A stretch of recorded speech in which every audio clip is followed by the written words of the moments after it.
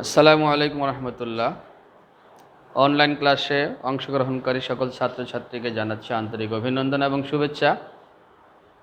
তোমরা যারা আজকে নবম এবং দশম শ্রেণীর ক্লাসে বাংলা ক্লাসে অংশগ্রহণ করেছ, সকলকে আন্তরিক অভিনন্দন জানিয়ে ক্লাসে মনোযোগ সহকারে শোনার জন্য এবং অনুধাবন করার জন্য, পাশাপাশি সুযোগ থাকলে লেখার জন্য অনুরোধ করে আমি আমার ক্লাসের কার্যক্রম শুরু করার ইচ্ছা পোষণ করছি। আমি মামুন আলম, কুচিয়ামরা ফাজিল মাদ্রাসা চরপেশনের নবম এবং দশম শ্রেণীর ক্লাস উপস্থাপন করার চেষ্টা করব। সুপ্রিয় শিক্ষার্থীরা, আমরা বাংলা সাহিত্যকে যেভাবে প্রথম থেকেই শিখেছি বা শেখার চেষ্টা করতেছি, তোমরা হয়তো আজকে ছোট বয়সে হওয়ার কারণে সাহিত্যের সব বিষয়গুলো তোমাদের অনুধাবন করতে কষ্ট হবে জানি, তারপরেও কিছু বিষয় ধারণা না দিলেই নয়। বাংলা সাহিত্য সত্যিকার অর্থে একটা বিশাল পরিধির বিষয়, যার প্রত্যেকটি শাখাতেই আমাদের জন্য রয়েছে আনন্দ ধারা বয়ে যাক এমন বিষয়, যার প্রত্যেকটি লেখনীতে রয়েছে আমাদের জন্য শিক্ষণীয় এবং আনন্দ উপলব্ধির বিষয়। আর বিশেষ করে সাহিত্য বিষয়টি মানুষের আত্মাকে আসলে আনন্দ দিয়েই থাকে। তোমরা শুনলে হয়তো আনন্দ লাভ করবে যে সাহিত্যের সংজ্ঞা যদি আমরা দিতে যাই, তাহলে আমরা বলতে হবে সাহিত্য হচ্ছে মানবাত্মার খাদ্য। ছোট বড় সকলেই আমরা হয়তো জানবো যে আসলে মানুষের আত্মা কি আবার কিছু খায়? হ্যাঁ, আসলে মানুষের যে আত্মায় যত বেশি আনন্দ থাকবে, তার সে আত্মাটা তত স্বতঃস্ফূর্ত থাকে, তার মন তত আনন্দিত থাকে এবং তার হৃদয়ে ততটাই স্বতঃস্ফূর্ততা লাভ করে যতটা তার ভিতরে আনন্দ থাকে। আর আসলে বিভিন্ন বিখ্যাত ব্যক্তিবর্গ বলে থাকেন, যার মন যত ভালো তার থেকে আশাও করা যায় তত বেশি। যে জাতির মনের দিক থেকে যত উন্নত, যে জাতি শিক্ষার দিক থেকে যত উন্নত, সে জাতি আসলে তত স্বাবলম্বী হতে পারে অল্প সময়ের মাঝে। আমরা এজন্য সাহিত্যকে সবসময় আমাদের সাথী হিসাবে রেখে, সাহিত্যকে সবসময় আমাদের মূল বিষয় রেখে আমরা পার্শ্ব বিষয়গুলো নিয়ে ভাবব, এটা তোমাদের কাছে আমি বিনীতভাবে অনুরোধ করব। তোমরা আসলে নবম এবং দশম শ্রেণীতে পড়ালেখা করার কারণে সাহিত্যকে উপলব্ধি করা তোমাদের জন্য একটু কষ্ট হবে ঠিকই, কিন্তু আমি সবগুলো বিষয় তোমাদের কাছকে বলবো না, সংক্ষিপ্ত কিছু বিষয় নিয়ে আমি কথা বলার চেষ্টা করব। তোমরা লক্ষ্য করেছ, বাংলাদেশের শিক্ষা ব্যবস্থার এই মাদ্রাসা শিক্ষার সিলেবাসে তোমাদের এই যে গল্পটি আমি আজকে আলোচনা করব, যে প্রবন্ধটি নিয়ে আলোচনা করব, সেই প্রবন্ধটি তোমাদের সিলেবাসের অন্তর্ভুক্ত।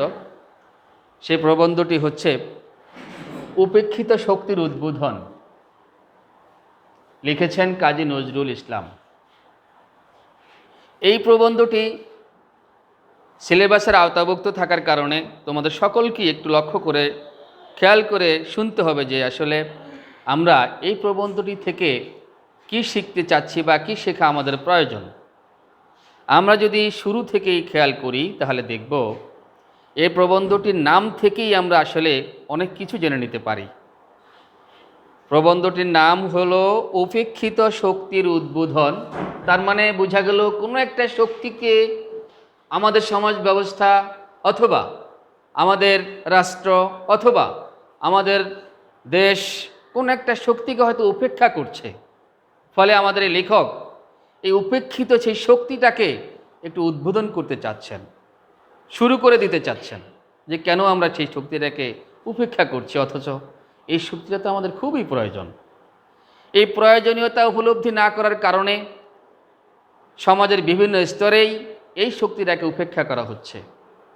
আমাদের আজকের এই প্রতিভাধর লেখক, আমাদের সাহিত্যের জগতের অহংকার, আমাদের বাংলা সাহিত্যের গর্ব, বিশেষ করে বাংলাদেশের জন্য যার আমরা বাংলাদেশের গর্ব হিসেবে তাকে নিয়েছি, আমরা শেষ কথাটা একটু বলে না নিলেই নয় যে তাকে এদেশের নাগরিকত্ব প্রদান করা হয়েছে মূলত এই বাংলা ভাষা ও সাহিত্যকে যুগোপযোগীভাবে যুগোপযোগী করে সকলের মনোরঞ্জনমূলক বিষয়ে মনোরঞ্জনের জন্য উপস্থাপন করতে পারার কারণেই মূলত আমরা এই বর্ধমান জেলার লোকটিকে আমাদের বাংলা সাহিত্যের জাতীয় কবি হিসাবে মর্যাদা দিয়েছি। আর আমাদের পূর্বপুরুষরাও ঠিক এই বাংলা সাহিত্যের এই কবিকে জাতীয় কবির মর্যাদা দিয়েছেন। নিঃসন্দেহে এই প্রতিভাধর ব্যক্তিটি আসলেই আমাদের গর্ব এবং আমাদের অহংকার। ঠিক এই কবি, এই লেখক এই কথাটা দিয়ে আমাদের সামাজিক অবস্থার একটু পরিবর্তন করতে চাচ্ছেন। আমরা যদি লক্ষ্য করি তাহলে দেখব এই কবি সম্পর্কে একটু ধারণা আমাদের না নিলেই নয়। বাংলা সাহিত্যের ইতিহাসে যে কয়জন প্রতিভাধর কবি রয়েছেন, লেখক রয়েছেন, সাহিত্যিক রয়েছেন, প্রবন্ধকার রয়েছেন, গল্পকার রয়েছেন, সকলের ভিতরেই কাজী নজরুল ইসলামের নামটি একটু আলাদা। কারণ এই কাজী নজরুল ইসলামকে আমরা সকলেই বিদ্রোহী কবি হিসাবেই জেনে থাকি। কারণ তার লেখনী, তার বলা, তার চলন, তার বেশভূষা, তার আচরণ এই কথাটাই প্রকাশ করে যায় যে তিনি সব সময়ই সামাজিক অবিচার, অনাচার এবং দেশীয় অবিচারের সকল ধরনের অবিচারের তিনি ছিলেন সব সময়ের সার্বিক প্রতিবাদী। এজন্য আমরা অনেকেই তাকে প্রতিবাদী কবিও বলে থাকি। তাছাড়া তার এই বিদ্রোহী চেতনার কারণে, প্রতিবাদী চেতনার কারণে তাকে আমরা বিদ্রোহী কবি হিসাবে উপাধি দিয়ে তাকে আমরা বিদ্রোহী কবি বলে থাকি। যদি তোমাদেরকে বা আমাকে কেউ প্রশ্ন করো যে আসলে তাকে কেন বিদ্রোহী কবি বলা হয়, তাহলে বলবো তিনি সামাজিক অবিচারের বিরুদ্ধে প্রতিবাদ করার কারণেই তাকে মূলত বিদ্রোহী কবি বলা হয়ে থাকে। এই বিদ্রোহী কবি এই ধরাধামে 1899 সালে জন্মগ্রহণ করেছেন পশ্চিমবঙ্গের বর্ধমান জেলার চুরুলিয়া গ্রামে। আর সেখানে জন্মগ্রহণ করে তিনি ছোট বয়স থেকেই মূলত মক্তবে লেখাপড়া করেছিলেন। এরপরে স্কুলে লেখাপড়া করেছেন। পর্যায়ক্রমে তিনি দরিরামপুর হাই স্কুলে লেখাপড়া করেছেন, যেটা বর্তমানে ময়মনসিংহের ত্রিশালে অবস্থিত। সেখানে লেখাপড়া করে মাত্র 10ম শ্রেণী পর্যন্ত লেখাপড়া করেই আসলে আর তিনি লেখাপড়া করার সুযোগ পাননি। সত্যিকার অর্থে মেধাবী, বিচক্ষণতা, সূক্ষ্মদর্শিতা, দক্ষতা এবং তার দক্ষ হাতের সূক্ষ্ম তুলের স্পর্শে এতটাই তিনি অ্যাডভান্স হয়ে গিয়েছিলেন, সাহিত্যের জগতে এতটাই অগ্রগামী হয়েছিলেন যে তার তুলনায় অন্য কাউকে আমরা সাহিত্যের জগতে খুঁজে পাই না। যদি আমরা লক্ষ্য করি তাহলে দেখব তার ছোটোবেলা থেকেই সাহিত্যের যেই পদচারণা, সাহিত্যের যেই প্রতি যে আবেগ, উৎকণ্ঠা, সাহিত্য রচনার প্রতি তার যে একটা মানসিকতা আমরা তার ছোটোকাল থেকেই দেখতে পাই। আমরা বিশেষ করে তার এই যে প্রথম জীবনের এই যে করুণ কাহিনীগুলো একটু যদি স্মরণ করি তাহলে দেখব তিনি ছোটোবেলায় হোটেলে কাজ করেছেন, রুটির দোকানে কাজ করেছেন। এরপরে ঠিক ওই কাজ করা অবস্থা থেকেই বিভিন্ন কবি গানে তিনি যোগদান করেছেন। আবার দেখা গেল যে এই কবি গান থেকে পর্যায়ক্রমে তিনি মাত্র 9ম শ্রেণী অথবা তার আগেই তিনি 1917 সালে মাত্র 18 বছর বয়সে 1917 সালে মাত্র 18 বছর বয়সে তিনি বাঙালি সেনাবাহিনীর দলে যোগদান করেছেন। কারণ তার যে বিদ্রোহী চেতনাটা তিনি চিন্তা ভাবনা করে দেখলেন যে আসলে বিদ্রোহী চেতনার প্রকাশ ভঙ্গিটাকে কীভাবে প্রকাশ করা যায়। পর্যায়ক্রমে তিনি সেনাবাহিনীতে যোগদান করার পর সেখানে অবিচার অনাচারের বিরুদ্ধে অনেক কথা বলেছেন, অনেক লেখা লিখেছেন, কার্যক্রম পরিচালনা করেছেন। সব দিক থেকে মিলিয়ে আমরা দেখি যে আসলে তার এই লেখনীতেই তিনি শেষ করেননি, তার দ্বারা অত্যন্ত জরুরি একটা কাজও সম্পন্ন হয়েছিল, যেটা পত্রিকায় সম্পাদনা করা। তিনি পত্রিকার মাধ্যমেও তার এই বিদ্রোহী চেতনাটাকে প্রকাশ করার চেষ্টা করেছেন। আমরা দেখি তার দ্বারা পত্রিকা সম্পাদিত হয়েছে। বিশেষ করে তিনি সুর আরফের মাধ্যমে গান রচনার মাধ্যমে গান গেয়েও এই প্রতিবাদী ভূমিকা তিনি পালন করেছেন। আমরা যদি তার একটা গানের দিকে তাকাই তাহলে দেখব গা শিহরিয়ে ওঠার মতো। যেমন আমরা কি একটু বলে নিতে পারি যে, দুর্গম গিরিকান্তার মরু দুস্তার পারাবার হে, লঙ্ঘিতে হবে রাত্রি নিশীথে যাত্রীরা হুঁশিয়ার। এই যে তার ভাবটা কথার আসলেই অনেক চমৎকার। তিনি যে সাহিত্যের মাধ্যমে, গানের মাধ্যমে, কবিতার মাধ্যমে তার বিদ্রোহী ভাবটা প্রকাশ করেছেন, এটা আসলেই অতুলনীয়। সাহিত্যের এই সার্থকতায় তাকে আমরা শুধু আবদ্ধ করলে চলবে না, তার মাধ্যমে আমাদের আরও অনেক কিছু রচিত হয়েছে। বিশেষ করে কাব্যজগতে তিনি রচনা করেছেন অনেক কাব্য, যেমন অগ্নিবীণা, চক্রবাক, বিষেরবাসী, সিন্ধু হিন্দোল। হ্যাঁ, এভাবে তিনি অনেক কাব্য রচনা করেছেন। আবার দেখা যায় উপন্যাসও রচনা করেছেন, রিক্তের বেদন, ব্যথার দান। হ্যাঁ, এভাবে তিনি প্রবন্ধ রচনা করেছেন। আমরা যদি তার প্রবন্ধের দিকে তাকাই তাহলে দেখব তিনি রাজবন্দির জবানবন্দি নামক একটা প্রবন্ধ গ্রন্থ রচনা করেছেন। তাছাড়া যুগবাণী, দুর্দিনের যাত্রী নামক প্রবন্ধ তিনি রচনা করেছেন। তো আজকের আমাদের এই যে লেখক সম্পর্কে ধারণাটা আমরা পাওয়ার পরে শুধু যদি বলি যে তিনি এই পেয়েছেন তাহলে একটু ছোট করে দেখা হয়। আমরা আরেকটু বলবো তিনি কি কি পুরস্কার লাভ করেছিলেন। এত বড় একজন দক্ষতা সম্পন্ন ব্যক্তি পুরস্কৃত হয়েছেন নিশ্চয়ই। আর তার পুরস্কারের ভিতরে আমরা দেখি কলকাতা বিশ্ববিদ্যালয় তাকে জগত্তারিণী পদক দান করেছিল, স্বর্ণপদক দান করেছিল। তারপরে ঢাকা বিশ্ববিদ্যালয় এবং কলকাতা বিশ্বভারতী থেকে তাকে ডিলিট দান করা হয়েছিল। এছাড়া বাংলাদেশ সরকার তাকে 21শে পদকও দিয়েছিল। এভাবে তার এই অনেক পুরস্কারের মাঝে দিয়ে তার জীবন অবসান হওয়ার এক পর্যায়ে আমরা দেখলাম যে আসলে এই বিদ্রোহী ব্যক্তিটি, এত বাক পটুতা, এত চাটুকারিতা, এত যোগ্যতা সম্পন্ন ব্যক্তিটি মাত্র 40 বছর বয়সে তার বাক রুদ্ধ হয়ে যায়। তার এই বাক রুদ্ধ হয়ে যাওয়ার পরেও কিন্তু অনেক সাহিত্য তিনি রচনা করেছেন, বসে থাকেননি। কথা বলতে পারবো না তাই বলে বসে থাকবে, এটা আসলে জ্ঞানী ব্যক্তির কাজ না।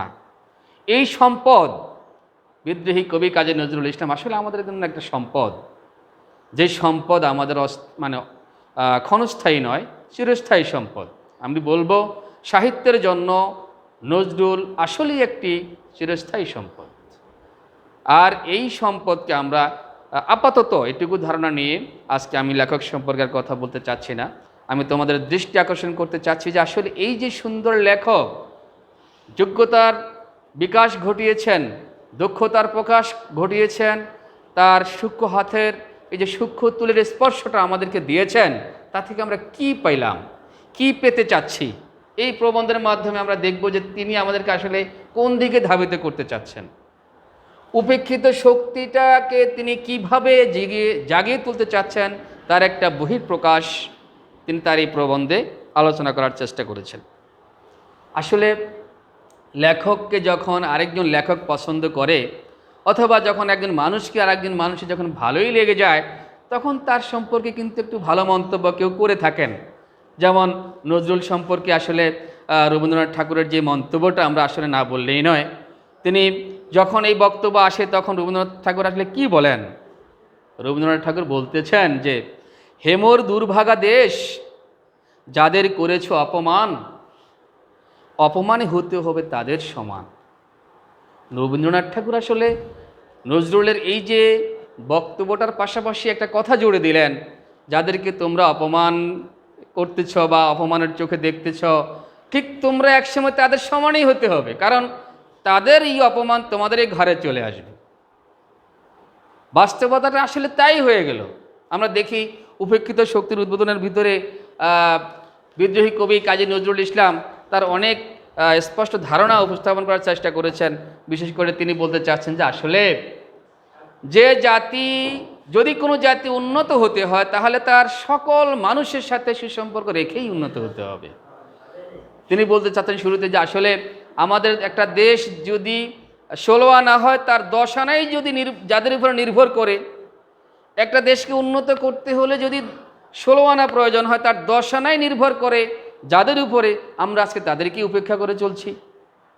যেমন আমরা ধরে নিতে পারি তারা কারা। এই গল্পে এই প্রবন্ধে সেই কথাটা বলা হচ্ছে যে আসলে 10 আনা যাদের উপরে আমরা নির্ভর করি, আজকে তাদেরকেই আমরা উপেক্ষা করে চলছি। আর তারা হলো আমাদের সমাজের ছোট লোক সম্প্রদায়। এই ছোট লোক সম্প্রদায় কারা আবার? সারা পৃথিবীতে মানুষ তো মানুষই। একজন বিখ্যাত ব্যক্তির কথা না বললেই না, বিশেষ সাহিত্যিক বরুচণ্ডী দাস বলেছিলেন, সবার উপরে মানুষ সত্য, তাহার উপরে নাই। মানুষ তো মানুষই, আবার মানুষের ভিতরে শ্রেণীভেদ কেন? এই কথাটার সাথে নজরুল আসলে মিলিয়েছেন এইভাবে যে আসলে মানুষ তো মানুষ, সকলের সমান অধিকার থাকবে, সকলের সামাজিক অধিকার থাকবে, সকলের বলার অধিকার থাকবে, করার অধিকার থাকবে। কিন্তু আসলে আমরা দেখি কি, আমাদের সমাজ ব্যবস্থায় এক শ্রেণীর মানুষ আরেক শ্রেণীর মানুষকে ছোট লোক বলতেছে। আর কারা ছোট লোক বলতেছে?